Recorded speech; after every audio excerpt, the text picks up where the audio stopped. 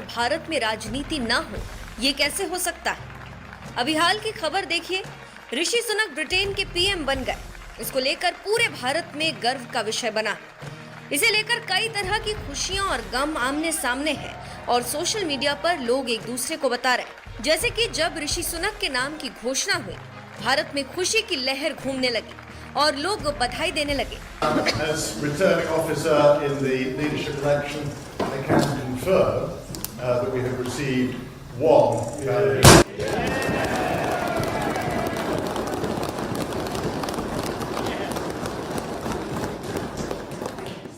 Therefore, elected as leader of the Conservative.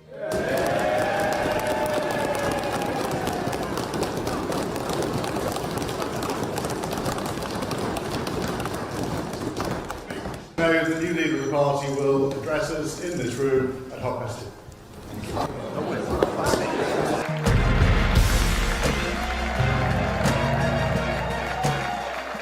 लेकिन कुछ देर बाद ही जाति, जन्मस्थान, शादी और न जाने क्या क्या खंगाले जाने लगे और लोग एक दूसरे पर हमला करने लगे।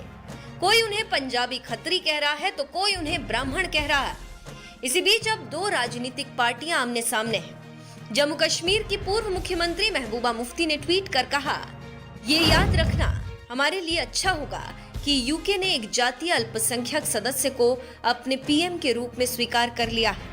फिर भी हम एनआरसी और सीएए जैसे विभाजनकारी और भेदभावपूर्ण कानूनों से बंधे हैं। फिर क्या था? महबूबा का जवाब देने के लिए बीजेपी के पूर्व केंद्रीय मंत्री रविशंकर प्रसाद ने मोर्चा संभाला और महबूबा के ट्वीट का जवाब देते हुए अपना ट्वीट दाग दिया और कहा कि ऋषि सुनक के यूके के पीएम के रूप में चुने जाने के बाद भारत में अल्पसंख्यकों के अधिकारों पर टिप्पणी करते हुए महबूबा मुफ्ती का ट्वीट देखा। महबूबा मुफ्ती जी, क्या आप जम्मू कश्मीर में अल्पसंख्यक को राज्य के मुख्यमंत्री के रूप में स्वीकार करेंगी? कृपया उत्तर दें। रविशंकर प्रसाद ने आगे कहा, ब्रिटेन के पीएम के रूप में ऋषि सुनक के चुनाव के बाद कुछ नेता बहुसंख्यकवाद के खिलाफ अति सक्रिय हो गए। एपीजे अब्दुल कलाम की असाधारण अध्यक्षता और मनमोहन सिंह के 10 सालों के कार्यकाल के बारे में उन्हें धीरे से याद दिलाना। एक प्रतिष्ठित आदिवासी नेता द्रौपदी मुर्मू अब हमारी राष्ट्रपति हैं। इसके साथ ही साथ एक और ट्वीट कर कहा कि भारतीय मूल के एक काबिल नेता ऋषि सुनक ब्रिटेन के प्रधानमंत्री बन रहे हैं। इस असाधारण सफलता के लिए हम सभी को उनकी तारीफ करने की जरूरत है। ये दुखद है कि कुछ भारतीय राजनेता दुर्भाग्य से इस अवसर पर राजनीतिक ब्राउनी पॉइंट बनाने की कोशिश कर रहे हैं। वहीं इस मुद्दे पर कांग्रेस सांसद शशि थरूर ने ट्वीट कर लिखा कि हम सभी को ये स्वीकार करना होगा कि एक अल्पसंख्यक को सबसे शक्तिशाली पद पर आसीन कर ब्रिटेन वासियों ने दुनिया में बहुत दुर्लभ काम किया। हम भारतीय सुनक की इस उपलब्धि का जश्न मना रहे हैं, तो आइए ईमानदारी से पूछें कि क्या यहाँ ये हो सकता है? वहीं पी चिदम्बरम ने एक ट्वीट में कहा कि पहले कमला हैरिस और अब ऋषि सुनक। अमेरिका और ब्रिटेन के लोगों ने अपने देशों के गैर बहुसंख्यक नागरिकों को गले लगाया है। मुझे लगता है कि भारत और बहुसंख्यकवाद का पालन करने वाले दलों को एक सबक सीखना चाहिए। तो आपको अंदाजा लग गया होगा कि क्यों भारत में ऋषि सुनक को लेकर राजनीति हो रही है और कैसे सोशल मीडिया पर फाइट जारी है।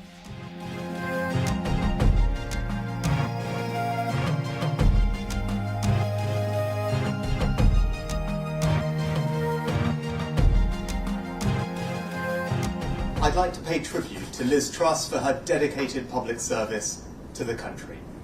She has led with dignity and grace through a time of great change and under exceptionally difficult circumstances, both at home and abroad. I am humbled and honoured to have the support of my parliamentary colleagues and to be elected as leader of the Conservative and Unionist Party.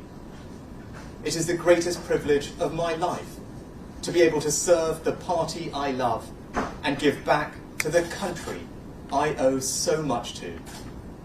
The United Kingdom is a great country, but there is no doubt we face a profound economic challenge. We now need stability and unity, and I will make it my utmost priority to bring our party and our country together, because that is the only way we will overcome the challenges we face and build a better, more prosperous future for our children and our grandchildren. I pledge that I will serve you with integrity and humility, and I will work day in, day out to deliver for the British people.